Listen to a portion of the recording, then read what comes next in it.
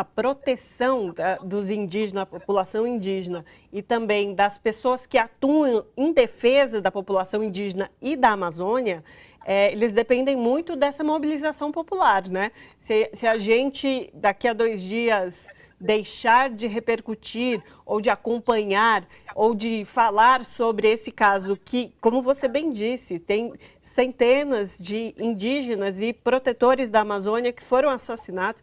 Temos casos emblemáticos, Irmã Dorothy, o mais recente também, Paulo Paulino, Guajajara, protetor ali da região amazônica. Então, se a gente não continuar repercutindo e pegar esse momento, esse gancho, a gente perde a oportunidade também de dar uma segurança a essas pessoas, né? Porque, como você bem disse, os garimpeiros não vão sair de lá, os madeireiros não vão sair, e o avanço em terras amazônicas também da agropecuária continua, né? Exatamente, eu acho que isso é o grande motor, né? O Luiz Werneck Viana escreveu essa semana sobre isso, ele dizia justamente assim, olha, o que está acontecendo na Amazônia, no caso do desaparecimento e agora a confirmação da morte, ele é um projeto de capitalismo autoritário que não se limita mais aos quarteirões da Faria Lima, que precisa devastar aquele território ao custo das vidas da população para levar o gado e a soja para exportação. Né? Então é um projeto completamente descompromissado de qualquer impacto social, de qualquer impacto humano, de qualquer impacto ambiental, obviamente. Né? Então, os mandantes indiretos dessas mortes não é o pescador, não é o narcotraficante, ele está aí na Avenida Paulista. Né? Tem fundo de investimento, ninguém faz garimpo na Amazônia na proporção que nós estamos falando, né? Que é sem recursos. Isso aí é financiamento, são empresas transnacionais, canadenses, chinesas, né? A Vale do Rio Doce, né? Então tem nome, tem endereço, mas principalmente tem CNPJ. Uhum. A gente está vendo as informações dizendo das pessoas que já estão como suspeitas, mas sempre nessa figura que você está colocando daquele pescador da região. O próprio Amarildo é ali da região, então acontece exatamente o que aconteceu, como você bem lembrou no caso de Marielle. A gente tem preso o Rony por conta de ter sido o executor, mas e os mandantes, né? Quem mandou matar? Miguel, eu queria falar com você agora um pouco também sobre a importância da participação da população da região, da população indígena, no momento real de se achar as primeiras pistas, né? Se não fosse essa população, a gente não teria chegado às informações que a gente tem hoje, que ainda não resolvem o caso, mas já nos dá muita pista para que caminho ir, né? Ana, eu diria que foi em todo o processo, né? Como eu acabei de comentar, né? Foram eles que, ao não receberem, né? O indigenista e o jornalista trataram de iniciar as primeiras buscas, né? Obviamente, é o povo da região, quem conhece a Amazônia sabe, não é um território simples, essa familiaridade com o território ele é fundamental, né? Então, mais do que ajudar nas buscas, que foram, obviamente, fundamentais, se não fossem os povos indígenas, nós não teríamos a denúncia. Porque o sentimento que moveu, independente de quem seja o mandante, o sentimento que moveu esses 2 a 5 assassinos, né, que são as hipóteses que estão sendo trabalhadas, é o da impunidade, era de saber que eles poderiam cometer o crime, porque ali onde eles estavam, o Estado brasileiro não os alcançaria.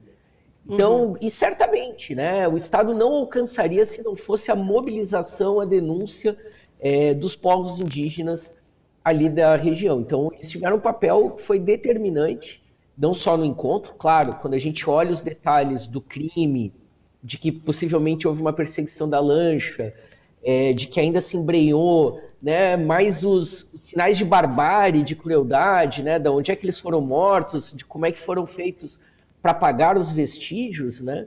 Então, só quem tem uma familiaridade com esse território, a gente está olhando ali pelas imagens, né? Mata fechada, acessos, assim, que pessoas comuns como eu e você não iríamos, né, de certa forma, muito longe, né? E com a omissão dos soldados preparados para isso, se não fossem, né, os povos indígenas, talvez nós tivéssemos aí muito mais tempo para encontrar esses corpos, muito mais tempo para desvendar esse crime, né, ou para tomar conhecimento do próprio crime. Uhum.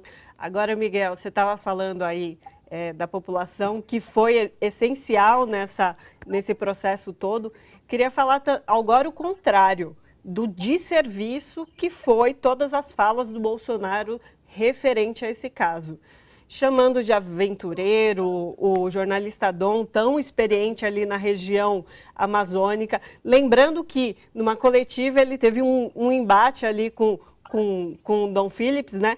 Que é especialista na Amazônia, ali se apaixonou pelo Brasil, morava já há um bom tempo aqui no país e assim, o desserviço que ele cumpriu a fazer declarações grotescas, né? Olha, o desserviço do Bolsonaro, ele começa quando, já candidato, ele estende os tapetes vermelhos do Palácio do Planalto para o garimpo, para o agronegócio, né? Como a gente lembrava, ele começou já... Bom, na campanha ele dizia, não vai ter demarcação e não vai ter ativista. Exatamente. E aí tá... Então é a materialização, né? Ninguém pode dizer que é uma surpresa, né?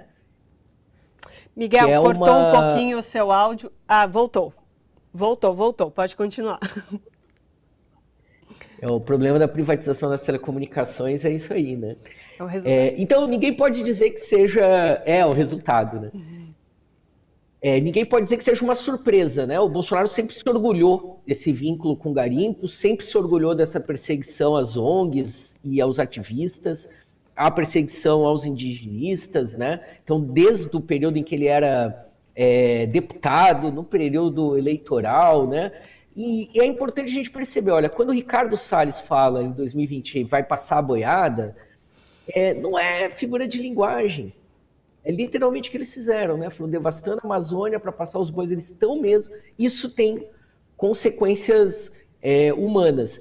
E, ao mesmo tempo, pensando um pouco na fala do presidente Lula que a gente viu ali no Giro, importantíssima a proposta que ele traz de estabelecer um Ministério Indígena para iniciar a recuperação, né, e a reconstrução cidadã do Estado.